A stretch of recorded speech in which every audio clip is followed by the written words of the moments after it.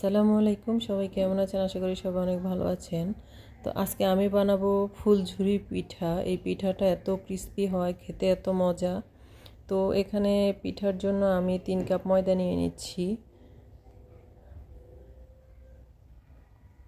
পিঠাটা কিন্তু খেতে অনেক মজা এবং অনেক মচমচে থাকে। এই পিঠাটা আপনারা 1 সপ্তাহ পর্যন্ত সংরক্ষণ করে রেখে খেতে পারবেন, এয়ারটাইট বক্সে রেখে খেতে পারবেন। তো এখানে আমি 3 কাপ ময়দা দিয়ে দিলাম, এখন দিয়ে দিচ্ছি স্বাদমতো একটু লবণ। আমি আজকে পিঠা বেশি করে তৈরি করব, সেই জন্য এখানে 3 কাপ ময়দা নিয়েছি। 3 কাপ ময়দায় অনেকগুলো পিঠা হবে। এখন দিয়ে দিচ্ছি 1 কাপের মতো চিনি।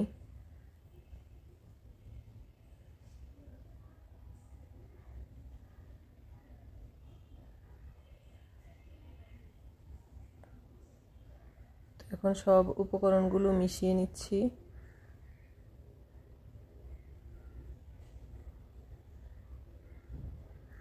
সব উপকরণ মিশিয়ে নিয়ে এখানে আমি দিয়ে দিব এখন একটা ডিম।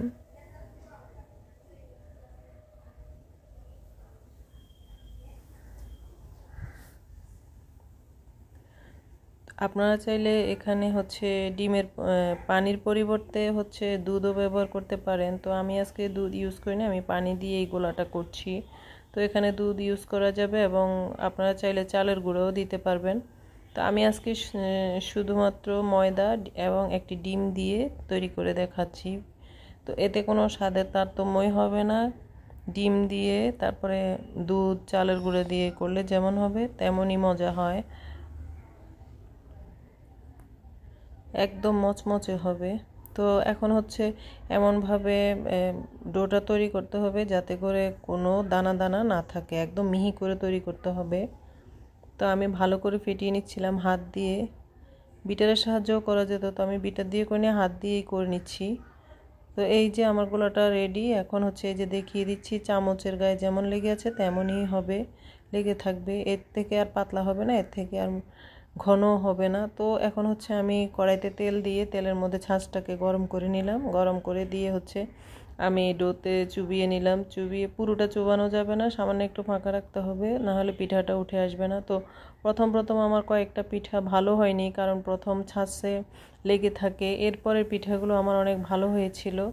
তো পিঠাগুলো কিন্তু অনেক ভালোই হয়েছিল, তবে প্রথমে এরকম একটু আটকে যাবে। এই যে ছাঁচটা যখন পিচ্ছিল হয়ে যাবে, তেলতেলে হয়ে যাবে, তো এরপরে থেকে আর আর সমস্যা হয় না। কিন্তু প্রথমে দেখা যায় একটা দুটো পিঠা একটু আটকে আটকে যায়। তো এমনি কিন্তু দেখতে খারাপ হয় না, ভালোই হয়। এই যে আমার একটা পিঠা রেডি হয়ে গেল। এখন ছাঁচটাকে আবার গরম করে আরেকটা পিঠা দিয়ে দিচ্ছি। 2-3 সেকেন্ড তেলের মধ্যে ধরে রেখে এভাবে ঝাঁকি দিলেই উঠে যাবে। পরবর্তী পিঠাগুলোতে আমার আর কোনো ঝামেলা হয়নি। এই দুইটা পিঠাই একটু ঝামেলা হয়েছিল, পরে ছাঁচটা পিঠার জন্য রেডি হয়ে গিয়েছিল। পরে আর পিঠাগুলো আটকে থাকেনি। তো এই যে আমার এই পিঠাটাও কিন্তু সুন্দর হয়েছে, আটকে থাকলেই যে খারাপ হবে তা না, সুন্দর হয়েছে। তো আপনারা চাইলে এভাবে পিঠা তৈরি করতে পারেন। যারা নতুন রাঁধুনি আছেন, পুরাতনরা তো পারেনি, তো এভাবে তৈরি করতে। তবে এই পিঠাগুলো কিন্তু খেতে অনেক মচমচে এবং 1 সপ্তাহ পর্যন্ত সংরক্ষণ করে খাওয়া যাবে এবং একদম মচমচেই থাকবে। অবশ্যই এয়ারটাইট বক্সে রাখতে হবে।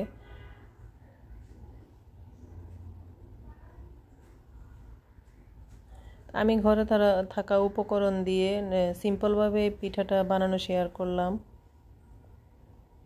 এই যে আমি এই পিঠাটার পাশে আরেকটা পিঠা দিয়ে দিয়েছি, কারণ একটা একটা করে বানাতে অনেক সময় লাগে। তো সেই জন্য আমি পাশাপাশি আরেকটা পিঠা দিয়ে দিয়েছি। তো দেখেন আমার পিঠাগুলো কিন্তু সুন্দর হয়েছে এবং কালারটাও অনেক সুন্দর হচ্ছে এবং অনেক মচমচে হয়েছে, খেতেও কিন্তু দারুণ হয়েছিল।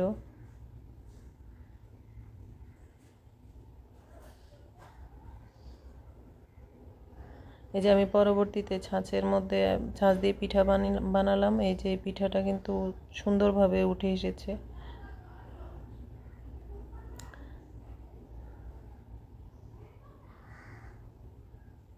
আমার আজকের রেসিপিটা কেমন লাগলো সবাই অবশ্যই কমেন্ট করে জানাবেন। যদি ভালো লাগে লাইক দিবেন, কমেন্ট করবেন, শেয়ার করবেন।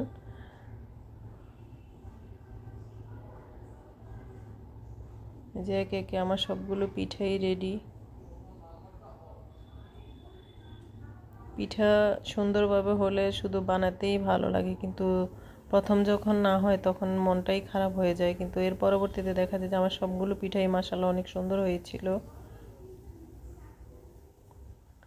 আপনারাও বাসায় ট্রাই করবেন। যারা নতুন আছেন তারা বানিয়ে কমেন্ট করে জানাবেন যে কেমন হয়েছে। তো এখন হচ্ছে আমি একটা পিঠা ভেঙে দেখাচ্ছি যে আমার পিঠাগুলো কেমন মচমচে হয়েছে। দেখেই বুঝতে পারলেন যে আমার পিঠাটা কেমন মচমচে হয়েছে। এত মজার এই পিঠা আমার বাসার সবাই অনেক পছন্দ করে এবং বানাতে বানাতেই সব শেষ হয়ে যায়। তো সবাই ভালো থাকবেন। আজকের মতো এখানে বিদায় নিচ্ছি। আল্লাহ হাফেজ।